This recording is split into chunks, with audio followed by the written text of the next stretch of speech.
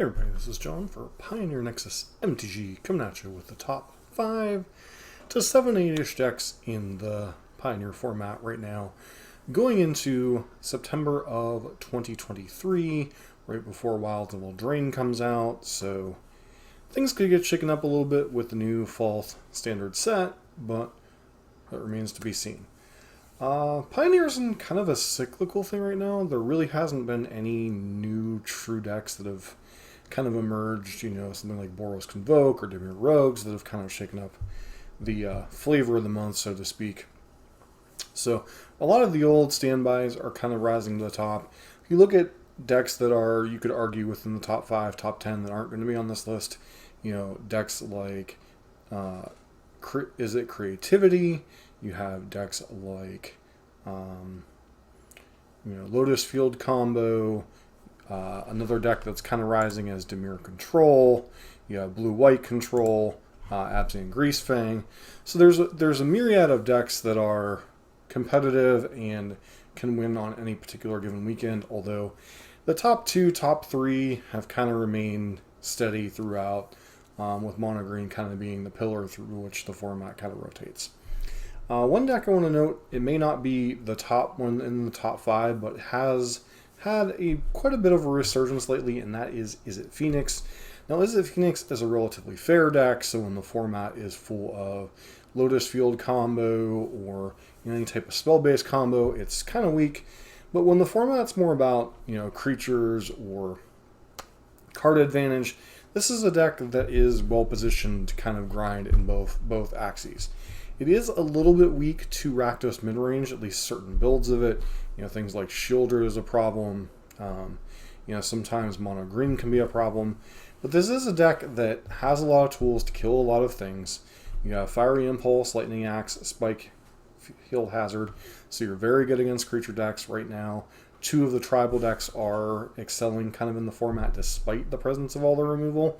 That being Azorious Spirits and Mono White Humans. So it does make some sense that there is a resurgence of one of the anti-aggro decks besides Rakdos Sacrifice and Rakdos Midrange. This deck does have the ability to fight spells, especially post-board, with things like Spell Pierce and Disdainful Strokes, while having a nice grindy game plan. Its one vulnerability is its high reliance upon the graveyard for a lot of its key cards: Temporal Trespass, Treasure Cruise, Arclight Phoenix, so it does have a little bit of vulnerability to things like Rest in Peace, Leyline of the Void, Tormod's Crypt, etc. So you do see a lot of things in the sideboards, things like Crackling Drake, things like Saheeli, sometimes even cards like Young Pyromancer to kind of sidestep those. Otherwise, you're heavily reliant upon a card like Thing in the Ice, which is much better in creature-based matchups. This is a deck that most valuably leverages the Delve cards, especially Treasure Cruise.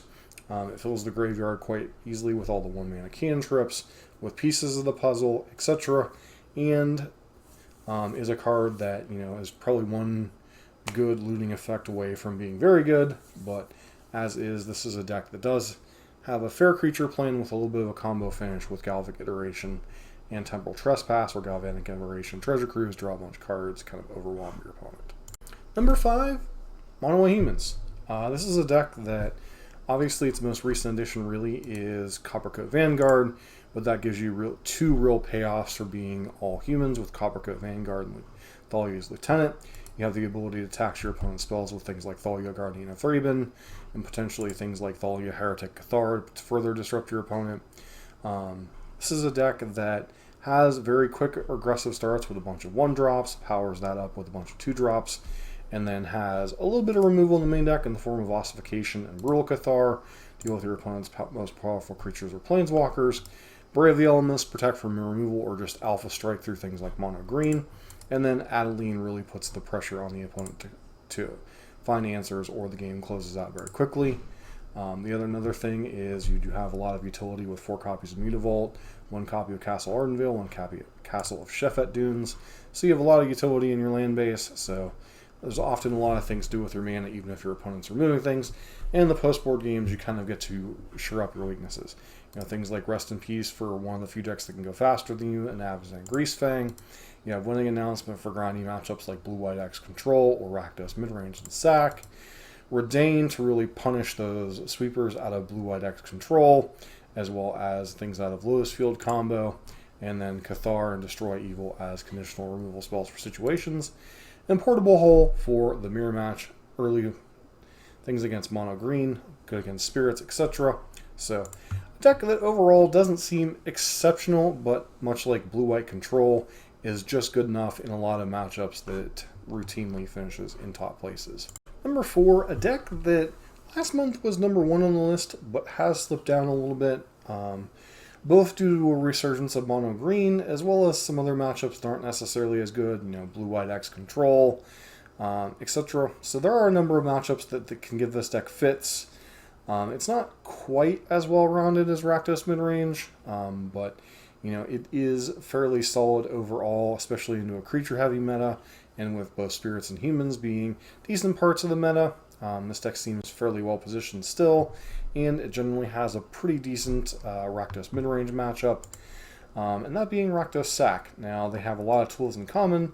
Difference with this one, obviously, is you steal your opponent's stuff and sacrifice it with Claim the Firstborn and Furnace Rains, and then you leverage the card advantage you gain from things like Deadly Dispute, Unlucky Witness, Fable the Mirror Breaker, etc. to convert all of your resources into slowly grinding your opponent down. Now, this deck does have a little bit of an aggressive footing sometimes, especially if you go like turn 1 Cauldron Familiar, turn 2 Bloodtithe Harvester, turn 3 Fable or Mayhem Devil. You do have the ability to close out the game somewhat quickly, but you're not the fastest clock in the world, so that can be a problem sometimes, giving your opponent a turn or two to get back in the game. And there are some cards that are just absolutely devastating the deck. Cards like Temporary Lockdown or Farewell can just completely devastate your game plan, take away your ability to nickel and dime your opponent. And there are also certain decks like Enigmatic Fires that can kind of go over the top of what you're doing and just kind of overpower what you're doing. But, much like Rakdos Midrange, you do have an adaptable sideboard with plenty of flexible removal spells, a little bit of grindy tools, and you get to play Gigantha, so it's not all bad, but currently coming in at number 4 this month. Number 3 is Azorious Spirits.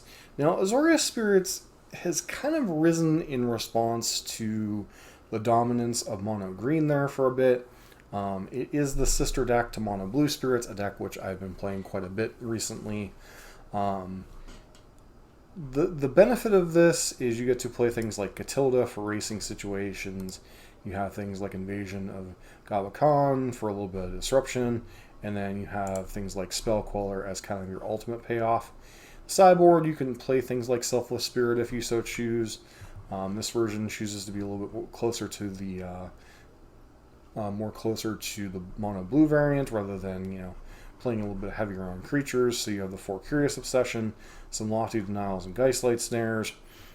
So this deck can be very powerful. It can have some explosive and very difficult to come back from draws. The one weakness it has over the Mono Blue variant is you have one less 1-drop to really leverage.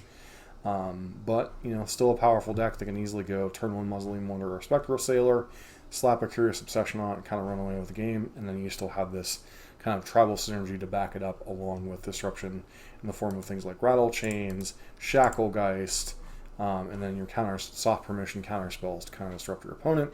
The white gives you a bunch of conditional removal, things like Portable Hole, very much the same thing as with Mono White Humans. Declaration Stone as kind of an unconditional removal spell that gives your opponent a clue token, unless it's against tokens. Destroy Evil, blow up target enchantment, kill target Sheoldred. Wedding Announcement as a way to grind. Catilda in the racing situations. Skyclave when you need a little bit more removal. One of Aethergust against decks like Mono Green, and then the 3rd copy of Invasion. Very good against things like blue-white X control, and it's slowing down things like Lotus Field combo. And obviously one of the main reasons it's in the top 5 is its positioning against Mono Green. One of the decks that has had a very good this past weekend, and that is Rakdos Midrange, the former queen or king of the format, along with Mono Green. Maybe people were a little bit sick of playing with it, so maybe they switched over to Sack, or they were trying out some other things, but as we close in on the fall rotation, although it's not much of a rotation this year, it's still one of the top decks in the format. It has arguably the best card at every mana slot. Thoughtseize on 1, You have things like Blood Tithe Harvester on 2. You have Bone Crusher Giant on 3, along with Fable the Mirror Breaker, and then capping it off with Sheoldred. So 1 through 4, you have arguably the best card at each slot, as well as being able to play 4 copies of Fatal Push. But you're not as good at leveraging it as Sacrifices, as they have fodder to throw away to be able to turn on Revolt a little bit more reliably.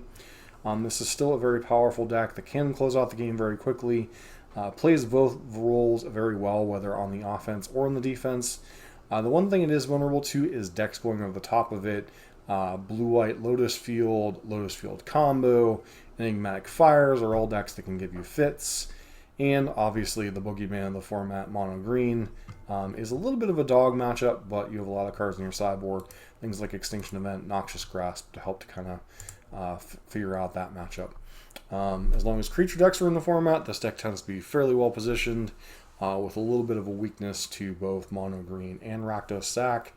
Is part of the reason why it slipped a little bit down the list over the last several months, but it has kind of made a strong comeback in the last couple of weeks. And finally, the deck everybody kind of likes to kvetch about, and that is Monog Green. Now, Monog Green, obviously, you have the Elf start into 3 drops. You have Kiora to round out your ramp spells, and you start hitting your hard-hitting threats like Cavalier of Thorns and Storm the Festival.